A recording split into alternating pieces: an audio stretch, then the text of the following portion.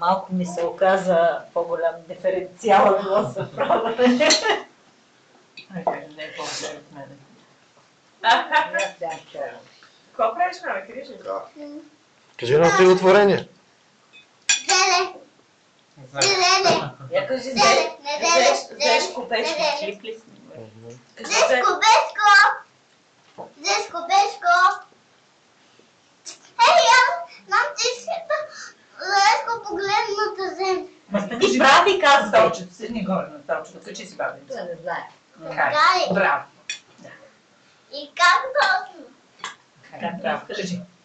Ще го карах от масата и то си ум. Хайде, така както си. Да може да се вижда бабица долните. Една вечер гледах милата Закарах. събота.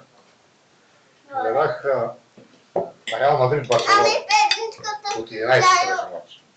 Заю Байо.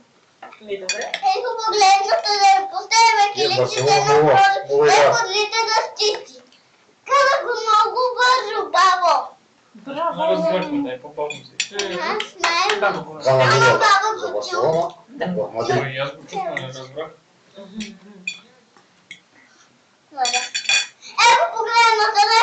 Се поставяме киличите, подлите да тръгна направо. Не подлите да стисти. Абе, дедо, не забравяйте устата, бе. Къде ще? Той каза стихче, не така. Така ли, аз като не чуя. Ще го снимат. Така ли? Да. Аз не видя. Точно, Ето погледната земя. Поставяме киличите, се направо. Не подлите да стисти. Ми седна на пролетния ден. Седна в пролетния ден.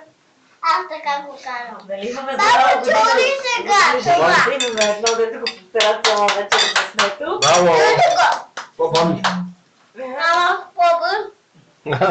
По-бързо Ама не не можеш да го кажеш бавно. Не, И това око какво сега? всичко бавно да го разбера, аз ми. Това просто Как да не мога? Ето погледната се.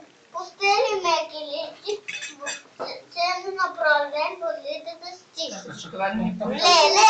Браво! Да.